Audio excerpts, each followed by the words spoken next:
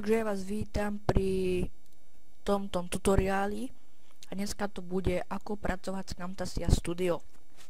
Už predtým som robil video, ako si ju aktivovať, ale som tam zabudol napísať, že to je na len 8,8 trojku. Ja mám 8 trojku, tak ja teda dneska vám ukážem, ako s ňou pracovať. Tak ako prvé, sem vložíte video, kliknite na import media. Ja som vopred natočil nejakú hovadinu na pracovnej ploche, to mám. Malo by sa to volať, že skúška. Kde to je? Skúška. A tu je skúška. A kliknem na ňu a dáme otvoriť. Počkáme si. Tak tu sa nám to dá.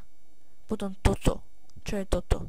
Tam si to video môžeme takto pretiahnuť. Klikneme, potiahneme a dáme na riadok. Na riadok dáme. A toto si nastavíte ako chcete. Tuto, to je vlastne jedno ako. Podľa toho, ak chcete mať kvalitné video, dáte OK. A to dáte na začiatok. A keď chcete mať nejaké intro, keď máte intro, tak tu si dáte plusko, to intro dáte do horného riadku. Ale počkaj, ja vám to ukážem, ja mám intro, však viete aké. Akože toto video teraz točím. Akože. No a chcem k tomu pridať intro. Ja mám intro v priečinku intra, tuto, a mám ho tuto, otvoriť dáme, a to intro si urobí, alebo to video si dajte takto sem hore, niekde na bok, a to intro si dáte sem dole, sa to spodného, to dáte na to začiatok, a to skúšku si dáte takto rovnomerne, tu máte tú čiarku, ktorá vám to ukazuje, dáte si to rovnomerne, no a teraz sledujte. No a potom si, no nejde mi to spustiť, sa to seklo, neviem prečo. No tak potom si to len, dáte kliknúť na toto play a pozrite si, ako to vyzerá. A keď chcete tomu pridať napríklad niečo takéto, kliknite na to dvakrát, aby ste videli, ako to vyzerá, niečo takéto. Alebo napríklad takéto. To si proste môžete vybrať, aké chcete. Tak, napríklad toto si teraz vyberme, toto. Tak klikneme, pretiahneme, raz na to klikneme, pretiahneme. A dáme to na to spodné.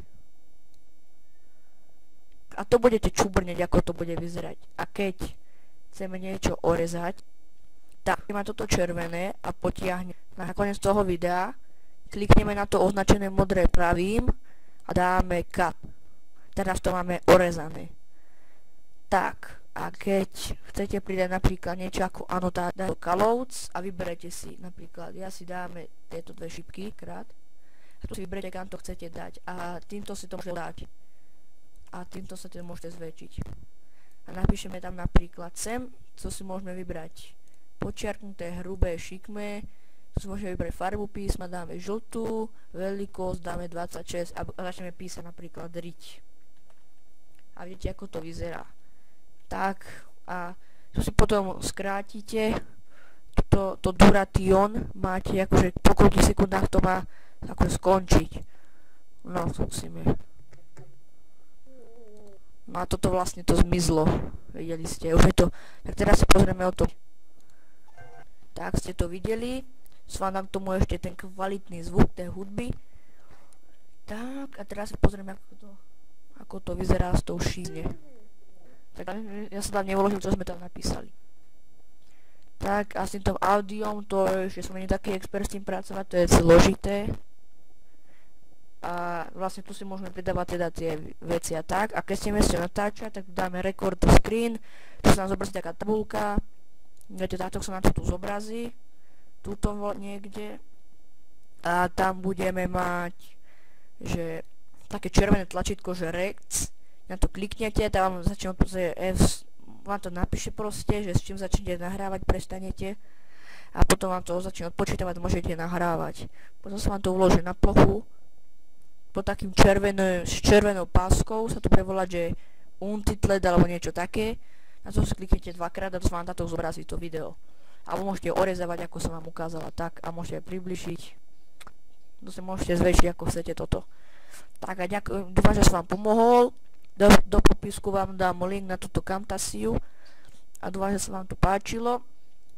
A keď to chceme ešte uložiť, tak dáme produce and share, a tu si dáme tu si dáme HD only up to 720p, dáme ďalej, potom tu si vyberieme, kam to chceme uložiť, vy si dajte do priečinku, kam to chcete uložiť, ja si to vždy ukladám na plochu, dáte uložiť a dáte dokončiť, potom sa vám to bude renderovať, to si necháte a keď sa vám to dorenderuje celé, tak sa vám to video automaticky spustí, vy to zrušíte, tuto dole budete mať zapnutú Camtasiu, dáte len dokončiť, potom táto zrušíte a tuto vám toto zobrazí a dáte nie.